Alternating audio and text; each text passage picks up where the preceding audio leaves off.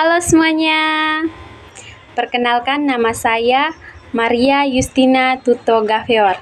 Saya dari Prodi Pendidikan Fisika, Fakultas Keguruan dan Ilmu Pendidikan. Di sini saya akan membahas materi pengantar pendidikan Pancasila. Mari kita simak bersama-sama. Nah, apa sih pendidikan Pancasila itu? Jadi, pendidikan Pancasila merupakan proses pembelajaran yang bertujuan untuk menanamkan nilai-nilai Pancasila kepada peserta didik agar menjadi warga negara yang beriman, bertakwa, berakhlak mulia, cerdas, terampil, demokratis, toleran, cinta tanah air, dan bertanggung jawab. Di sini juga ada konsep dan urgensi pendidikan Pancasila. Nah, konsep pendidikan Pancasila di sini ada 4, yaitu yang pertama perspektif historis, yaitu melihat latar belakang sejarah lahirnya Pancasila sebagai hasil perjuangan bangsa Indonesia untuk merdeka dari penjajahan. Yang kedua, perspektif sosiologis, yaitu melihat Pancasila sebagai pandangan hidup bangsa Indonesia yang mencerminkan keberagaman suku, agama, budaya, dan adat istiadat di Indonesia. Yang ketiga, perspektif yuridis, yaitu melihat Pancasila sebagai dasar negara Indonesia yang tertuang dalam pembukaan Undang-Undang Dasar Negara Republik Indonesia tahun 1945. Dan yang keempat atau yang terakhir, yaitu perspektif politik, yaitu melihat Pancasila sebagai ideologi negara Indonesia yang menjadi acuan dalam penyelenggaraan kehidupan berbangsa dan bernegara. Poin berikut tentang urgensi pendidikan Pancasila. Di sini ada 3 poin. Yang pertama, pendidikan Pancasila merupakan kewajiban akademik yang harus dipenuhi oleh mahasiswa sebagai bagian dari sistem pendidikan nasional. Yang kedua, pendidikan Pancasila merupakan hakikat, inti dan hal pokok bagi mahasiswa sebagai calon pemimpin bangsa yang berkarakter sesuai dengan nilai-nilai Pancasila. Yang ketiga, pendidikan Pancasila merupakan tanggung jawab moral dan sosial mahasiswa sebagai warga negara yang berkontribusi dalam pembangunan bangsa dan bernegara yang berdasarkan Pancasila. Nah, di sini juga ada visi dan misi pendidikan Pancasila. Jadi, visi pendidikan Pancasila yaitu terwujudnya kepribadian sivitas akademik yang bersumber pada nilai-nilai Pancasila. Ada juga misi pendidikan Pancasila. Di sini ada 4, yaitu yang pertama, mengembangkan potensi akademik peserta didik atau misi psikopedagogis. Yang kedua, menyiapkan peserta didik untuk hidup dan berkehidupan dalam masyarakat, bangsa, dan negara atau misi psikososial. Yang ketiga, membangun budaya berpancasila sebagai salah satu determinan kehidupan atau misi sosiokultural. Dan yang terakhir, mengkaji dan mengembangkan pendidikan Pancasila sebagai sistem pengetahuan terintegrasi atau disiplin ilmu sintetik sebagai misi akademik. Dalam pengantar pendidikan Pancasila, di sini juga ada tujuan penyelenggaraan pendidikan Pancasila di perguruan tinggi, yaitu yang pertama untuk memperkuat Pancasila sebagai dasar falsafah negara dan ideologi bangsa melalui revitalisasi nilai-nilai dasar Pancasila sebagai norma dasar kehidupan bermasyarakat, berbangsa, dan bernegara. Yang kedua, untuk memberikan pemahaman dan penghayatan atas jiwa dan nilai-nilai dasar Pancasila kepada mahasiswa sebagai warga negara Republik Indonesia dan membimbing untuk dapat menerapkannya dalam kehidupan bermasyarakat, berbangsa, dan bernegara.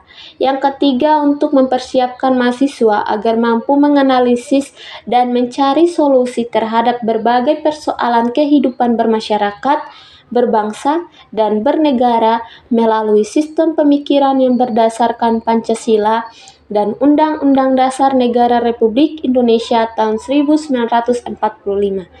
Dan yang terakhir, untuk membentuk sikap mental mahasiswa yang mampu mengapresiasi nilai-nilai ketuhanan, kemanusiaan, kecintaan pada tanah air, dan kesatuan bangsa serta penguatan masyarakat yang demokratis, berkeadilan, dan bermartabat berlandaskan Pancasila. Di sini juga ada pendekatan substansi mata kuliah pendidikan Pancasila, yaitu yang pertama dilihat dari segi objek materi, yang dikembangkan melalui yang pertama itu pendekatan historis pendidikan Pancasila, yang kedua pendekatan sosiologis pendidikan Pancasila, yang ketiga pendekatan politik pendidikan Pancasila. Yang berikut dilihat dari segi objek formal yang dikembangkan melalui yang pertama pendekatan ilmiah pendidikan Pancasila, yang kedua pendekatan filosofis pendidikan Pancasila, yang ketiga pendekatan ideologis pendidikan Pancasila. Kita masuk pada poin yang berikut tentang argumen, dinamika, dan tantangan Pancasila sebagai dasar negara. Di sini ada 2 poin, yaitu yang poin pertama tentang argumen dinamika Pancasila sebagai dasar negara dalam sejarah bangsa Indonesia mengalami pasang surut karena dicampur dengan ideologi komunisme dalam pelaksanaan nilai-nilai Pancasila. Poin yang kedua tentang argumen tantangan Pancasila sebagai dasar negara. Di sini ada 2 tantangan, yaitu yang pertama dilihat dari kehidupan masyarakat.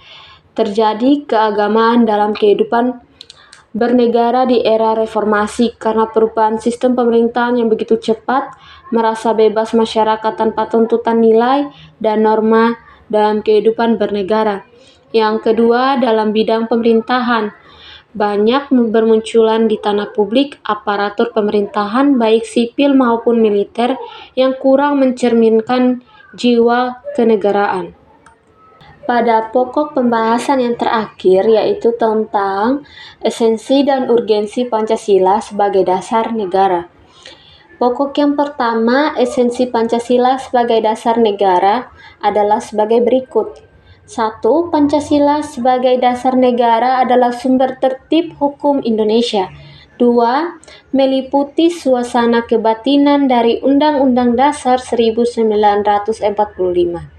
Yang ketiga, mewujudkan cita-cita hukum bagi dasar negara atau hukum dasar tertulis maupun tidak tertulis.